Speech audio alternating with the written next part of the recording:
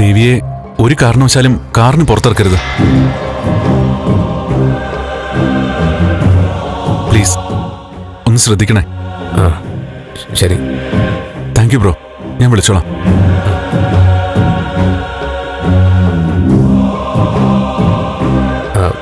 കുട്ടിയെ കിഴക്കേക്കരയിൽ ഡ്രോപ്പ് ചെയ്യാനാ ഹസ്ബൻഡ് പറഞ്ഞത്. അത് നമ്മൾ പോകുന്ന വഴി തന്നെയല്ലേ അബി? ഒരു ഷോർട്ട് കട്ട് ഉണ്ട്, നമുക്കത് എടുക്കാം.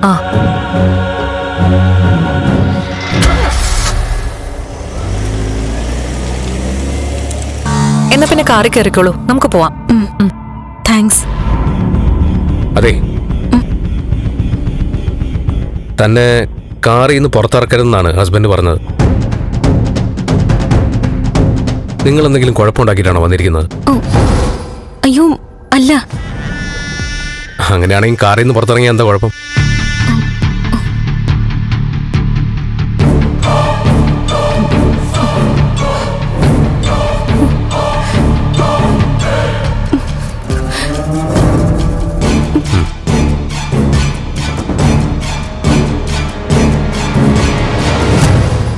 കുട്ടി ആരെങ്കിലും ഭയക്കുന്നുണ്ടോ? എന്തെങ്കിലും പ്രശ്നത്തിൽപ്പെട്ടതാണെങ്കിൽ തുറന്നു പറഞ്ഞോളൂ, ഞങ്ങളെ കൊണ്ടാവുന്നത് ഞങ്ങൾ ചെയ്യാം. തന്നെ പറഞ്ഞ സ്ഥലത്ത് ഞങ്ങൾ എത്തിക്കാം. പക്ഷെ സത്യം എന്താണെന്ന് പറഞ്ഞു കഴിഞ്ഞാൽ, ഒരു ആവശ്യം വന്നു കഴിഞ്ഞാൽ ഏതെങ്കിലും വിധത്തിൽ സഹായിക്കാൻ പറ്റൂ? അതൊന്നും തുറന്നു പറയാൻ പറ്റാത്ത അവസ്ഥയിലാണ് ഞാൻ. സഹായിക്കാമെന്നേറ്റ നിങ്ങൾ പോലും എന്നെ കൈവിടും. സഹായിക്കാൻ കഴിഞ്ഞില്ലെങ്കിലും ഞങ്ങൾ ഇന്നുവരെ ആരും ചതിച്ചിട്ടില്ല.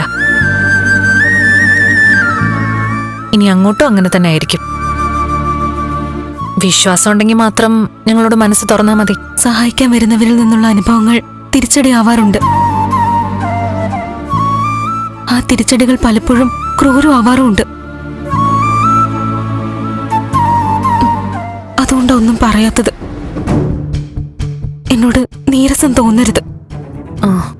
അമൃത, നിർബന്ധിക്കണ്ട. അല്ല, അത് അല്ല, നിങ്ങളെ വിശ്വസിക്കാമെന്ന് എനിക്ക് തോന്നുന്നു. ഞാനെല്ലാം പറയാം. നിയമത്തിന് മുന്നിൽ ഞാനിപ്പോ ഒരു ക്രിമിനലാ.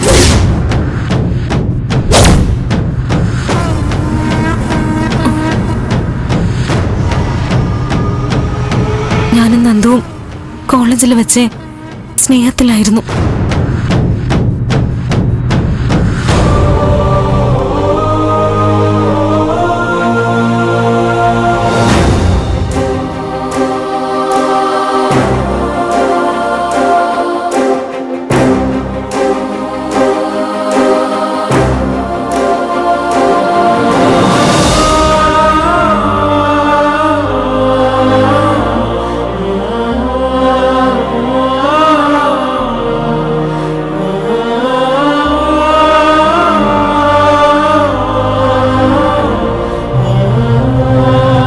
ഇവളോട് ഇവളുടെ വീട്ടിൽ പോകാൻ പറ. ദേവികയുടെ വീട്ടിൽ തന്നെയാണല്ലോ അമ്മ നിൽക്കുന്നേ.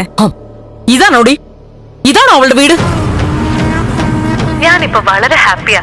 കാരണം എന്റെ വിവാഹം നടക്കാൻ പോവാ. വരനാരാണെന്നറിഞ്ഞാ നിങ്ങൾ ഞെട്ടും. MLA സിദ്ധാർത്ഥൻ ചന്ദ്രത്തിന്റെ മകൻ നന്ദൻ.